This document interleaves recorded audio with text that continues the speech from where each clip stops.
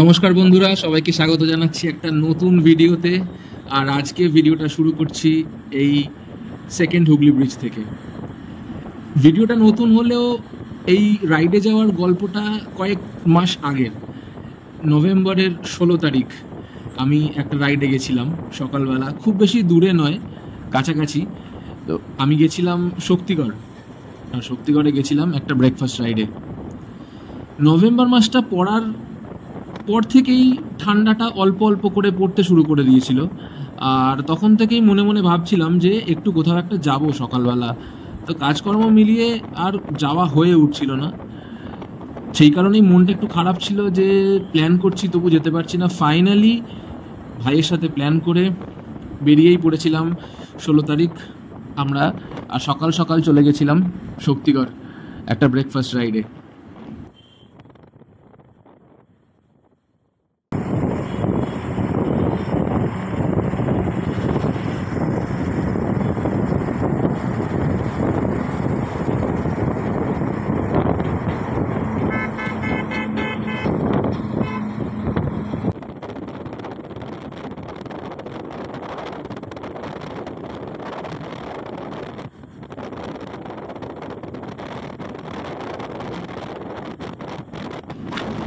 তো তোমরা দেখতে পাচ্ছ সকাল সকাল বেরিয়ে পড়েছি, আর সকাল সকাল বেরোনোর কিন্তু এটা একটা ভীষণ সুবিধে যে রাস্তায় খুব বেশি গাড়ি ঘোড়া থাকে না, মোটামুটি ফাঁকাই রয়েছে রাস্তা। আর দারুণ একটা রাইড হচ্ছে, রাস্তাটা দেখতে দারুণ লাগছে সামনে থেকে। এই যে কার্ভ, এই যে বেন্ডগুলো, এইগুলো ভীষণ ভালো লাগে আমার। আমি খুব একটা বেশি যে রাইড করি তা নয়, কিন্তু আমার এই রাইডগুলো ভীষণ ভালো লাগে, স্পেশালি এই রাস্তাগুলো আর এই পুরো গোটা ল্যান্ডস্কেপটা, এই সিনিক বিউটিটা ভীষণ ভালো লাগে।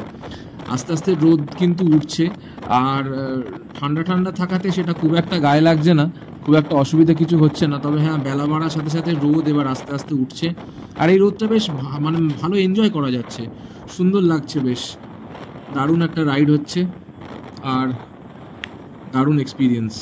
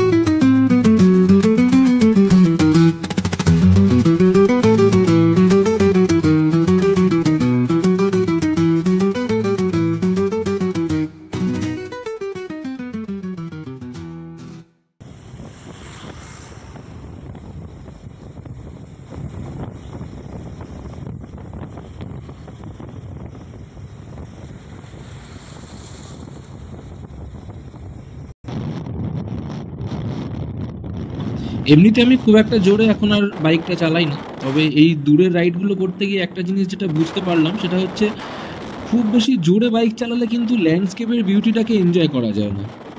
80, 85, 90 এর মধ্যে রাখতে পারলেই কিন্তু সব থেকে ভালো, চারিদিকটা দেখাও যায়, খুব মানে কশাসলি চালানো যায়, আর কন্ট্রোলের মধ্যে থাকে, যেটা সব থেকে ইম্পর্টেন্ট। কথায় কথায় একটা নেক্সট টোলগেট আমাদের চলে এসছে, এটাকে আস্তে করে পার হয়ে যাব আমরা আস্তে আস্তে। এবারে বেলাটা বাড়ছে, সকালবেলা বাড়ির থেকে একদমই কিছু খেয়ে বেরোনো হয়নি, চাটাও খাওয়া হয়নি। তো যদিও চা খেতেই যাচ্ছি, কিন্তু তাও একটু কেমন একটা লাগছে। এবার একটু মনে হচ্ছে কোথাও একটা দাঁড়িয়ে একটু চাটা খেতে পারলে ভালো হতো, তবে মাঝখানে না দাঁড়ানোরই ইচ্ছে আছে। একদম টানা বেরিয়ে যাব, তাহলে টাইমটা সেভ হবে, তাহলে ওখানে গিয়ে একটু বেশিক্ষণ বসা যাবে, কারণ আবার ফিরতে হবে। ফিরে আবার আমার আজকে একটু অফিস আছে, তো ফিরে এসে কাজ স্টার্ট করতে গেলে যেই টাইমের মধ্যে ফেরা দরকার, তাহলে মাঝখানে বেশি ব্রেক নেওয়া যাবে না। টোলগেটের এই সাইডে দেখছি কাজ হচ্ছে, এখনও এই সাইডটা কমপ্লিট হয়নি, সব জিনিসপত্র এবড়ো খেবড়ো পড়ে আছে, হয়ে যাবে খুব শিগগিরই হয়তো। তো দেখি টানা বেরিয়ে যাব এখান থেকে একদম, আর মাঝখানে যদি মনে হয় তাহলে একটু দাঁড়াবো 2-5 মিনিট, বা আদারওয়াইজ না হলে টানা বেরিয়ে যাব।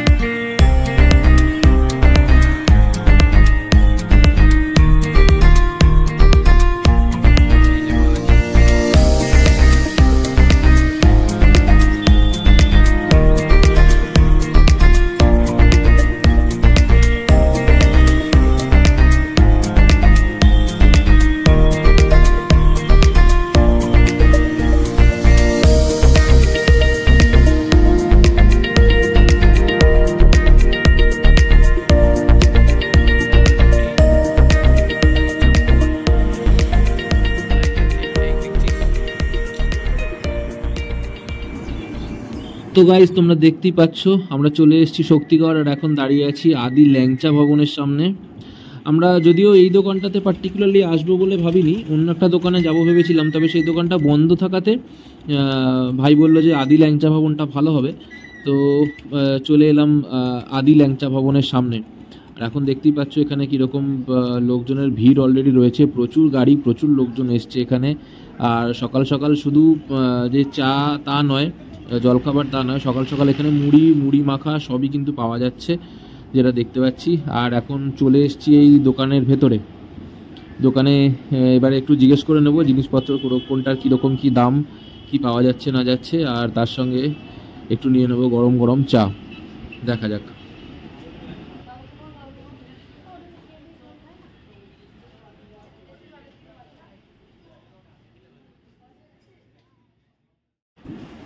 তো জলখাবারের অর্ডার আমাদের দেয়া হয়ে গেছে, আর দেখতেই পাচ্ছ সকালবেলা এখানে ভেজে রাখা রয়েছে গরম গরম হিঙের কচুরি। একটা ঝুড়ির মধ্যে বেশ অনেকগুলো কচুরি রাখা রয়েছে, আর দাদা এখানে 2 প্লেট কচুরি আর তরকারি আমাদের জন্য বানাচ্ছে, মানে বানানো তো হয়ে গেছে, সাজাচ্ছে। আর তরকারিটা এখানে খুব ইন্টারেস্টিংলি কোনো আলাদা করে বাটিতে দেওয়া হয় না, অন্য একটা কাগজের প্লেটের ওপরে কিন্তু এখানে তরকারি দেওয়া হয়। মানে একটা কাগজের প্লেটে 4টে করে কচুরি আর আরেকটাতে তরকারি দেওয়া হয়। কচুরি এক প্লেটে 4টে করেই থাকে, মানে কম চাইলে কম নেওয়াই যায়, সেটা ঠিক আছে। তবে কাগজের প্লেটে করে তরকারি আলাদা করে এখানে দেওয়া হয়। আর এখানে দেখতে পাচ্ছ বিভিন্ন রকম মিষ্টিগুলো রাখা রয়েছে। এই জায়গাটা কিন্তু মানে মিষ্টির পীঠস্থান বলা যায় আর কি, মানে এত ভালো মিষ্টি এখানে পাওয়া যায় আর কি বলবো। মালপোয়া রাখা রয়েছে দেখতে পাচ্ছি এখানে, এটা মিল্ক কেক রাখা রয়েছে, এটা একটা সন্দেশ রাখা রয়েছে দেখতে পাচ্ছি, আর এই তো নিচে দেখতে পাচ্ছি সীতাভোগ রাখা রয়েছে। মিহিদানাটা নিশ্চয়ই অন্য কোথাও পাশে রাখা রয়েছে, বাঁদিকে রসগোল্লা রাখা রয়েছে, তার আগে সরভাজা দেখলাম। আমাদের কলকাতা শহরের মতন হয়তো ভীষণ, এই যে মিহিদানা, আমাদের কলকাতার মতন হয়তো ভীষণ বাহারি মিষ্টি এখানে পাওয়া যায় না, কিন্তু যেটা পাওয়া যায় সেটা একদম অথেন্টিক ছানার। আর এই সেই বিখ্যাত ল্যাংচা, যেটার জন্য যেটা টানে এত দূর আসা আর কি, 100 কিলোমিটার বাইক চালিয়ে আসার এটাই কারণ। এই সেই ল্যাংচা, মাঝেরটা বোধহয় ক্ষীরের ল্যাংচা। একটা একটা করে জিজ্ঞেস করে নেবো এখানে কী কী ধরনের পাওয়া যায় ল্যাংচা। আর এখানে এই দেখুন মিষ্টি তৈরি হচ্ছে।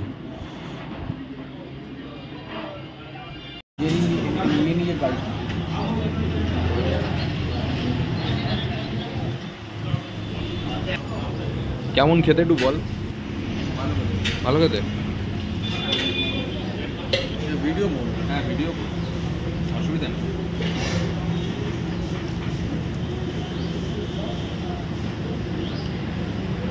কচুরিটা দারুণ খেতে।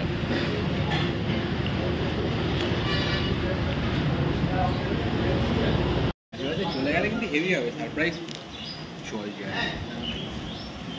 কালকে আমাদের প্রোগ্রামটা আছে না, দুর্গাপুর চলে যেতে পারবো, কিন্তু ফেরাটা প্রবলেম হয়ে যাবে। এই দিককার চপ সিঙ্গাড়াগুলো কিন্তু পুরোপুরি আমাদের দিকের থেকে আলাদা খেতে, আর টেস্ট নো ডাউট ভালো। হিঙের কচুরিগুলো খুবই ভালো খেতে, তরকারিটাও তাই।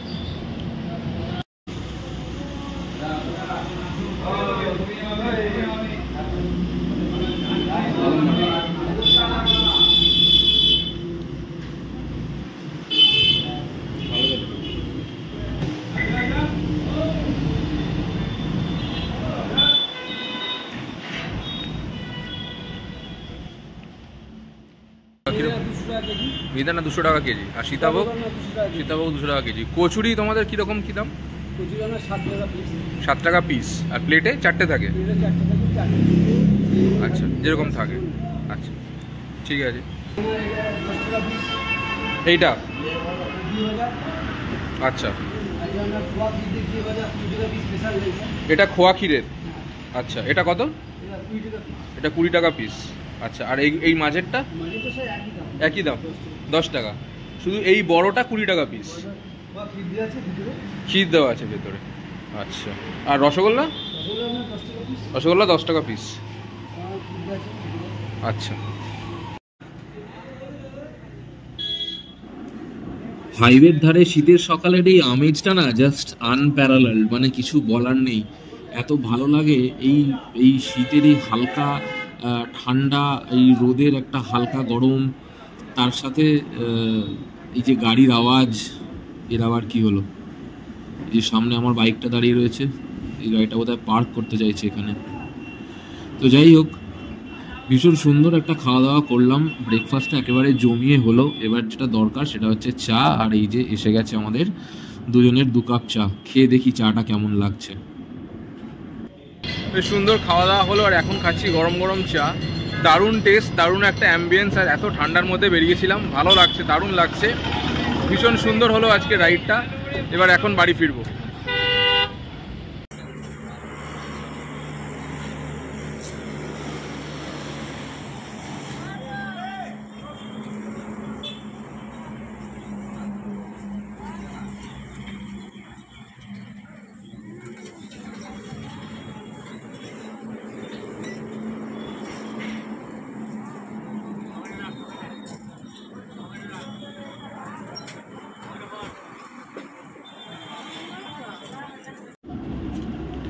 ফেরার পথে এখানে একটা পেট্রোল পাম্পে দাঁড়ালাম। এখান থেকে ফেরার জন্য একটু তেল নেব।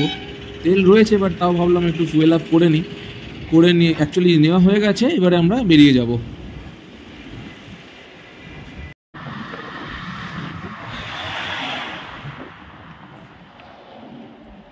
ডানকুনি টোলের ওদিকে পাই দোকান হয়তো পেয়ে যাবো। হ্যাঁ, নট নেসেসারি, নাও পেতে পারি। ফেরার সময় ভীষণ টায়ার্ড লাগছে এবার, কারণ রোদটা খুব ভালো রকম উঠে গেছে আর বেশ গরম লাগছে। উপরে আর একটা জ্যাকেট ছিল, সেটা খুলে রেখে দিলাম ব্যাগে। আর আমরা ডানকুনির থেকে প্রায় 10 কিলোমিটার আগে একটু দাঁড়িয়েছিলাম, একটু রেস্ট নিচ্ছিলাম একটা ব্রিজের তলায়। দেখছি একটা পুলিশের ভ্যানও দাঁড়িয়ে রয়েছে, পুলিশরাও সব দাঁড়িয়ে ওখানে ওই ছাওয়াতে রেস্ট নিচ্ছে। তো ওখানে মিনিট 10-15 দাঁড়িয়ে তারপরে আবার আমরা বেরিয়ে পড়লাম, কারণ আগেই বলেছিলাম যে বাড়ি ফিরে অফিস আছে, তো তাড়াতাড়ি ফিরতে হবে। তো যেই কারণে খুব বেশিক্ষণ দাঁড়াতে পারলাম না। তবে প্রচণ্ড গরম লাগছে এবার, মানে সকালবেলা যেই এক্সপিরিয়েন্সটা ছিল সেই জিনিসটা বেলা বাড়ার সাথে সাথে অন্যরকম হয়ে গেল আর কি। মানে গরমটা এতটা পড়তে শুরু করলো। আর একটা জিনিস যেটা চোখে পড়লো সেটা একটু বলে দিই আপনাদের। আপনারা নিশ্চয়ই জানবেন যারা রেগুলার এই রাস্তা দিয়ে আপ ডাউন করেন, তাও আমি বলে দিচ্ছি।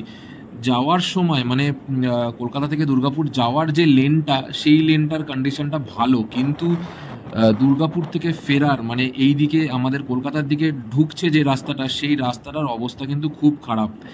এক তো হচ্ছে অনেক ডাইভারশন, প্রচুর ডাইভারশন, মানে প্রত্যেকটা 100-150 মিটার পর পর, সেটাও হয়তো বেশি বললাম, একটা করে ডাইভারশনটা প্রবলেম না। প্রবলেমটা হচ্ছে যে ডাইভারশনের পাশাপাশি সেখানটায় রাস্তায় খুব আনএক্সপেক্টেড পটহোলস রয়েছে।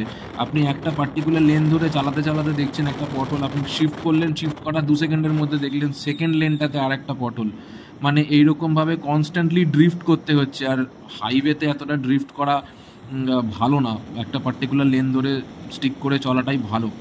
প্রচণ্ড বেশি পটহোলস এই আমাদের কলকাতার দিকে আসছে যে রাস্তাটা, সেইটাই দেখলাম। তবে আমার মনে হয় রাস্তায় কাজ হচ্ছে বলে হয়তো হতে পারে, তবে এইগুলো ইমিডিয়েট বেসিসে ঠিক করা উচিত। তার কারণ এই ধরনের পটহোলসগুলো 2 হুইলারের জন্য পার্টিকুলারলি প্রচণ্ড রিস্কি। বড় গাড়ি, লরি যেগুলো যায়, বা এমনিতে 4 হুইলার, এদের কোনো সমস্যা নেই, একটা হট করে গর্তে পড়ে গেলেও গাড়ি উঠে বেরিয়ে যাবে। কিন্তু 2 হুইলারের জন্য সেটা আদপেই রিস্ক হয়ে যেতে পারে যদি খুব কেউ খেয়াল না করে আর কি। তো এটা একটা খুব বাজে ব্যাপার দেখলাম। বাট যাই হোক, ঠিক আছে, এগুলো নিয়েই চলতে হবে, এগুলো নিয়েই রাইড। সবটা যে স্মুথ হবে, স্মুথ রাস্তা হবে সব সময় সেটা হয় না। বাট ঠিক আছে, একটু চোখ কান খুলে রেখে চালাতে হবে, এই আর কি।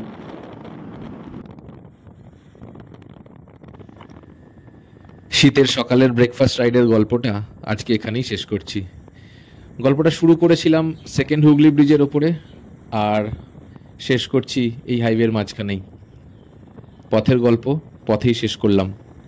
যদি ভালো লাগে কমেন্ট করে জানাবেন, আর দেখতে থাকুন ভ্রমণে ভোজনে।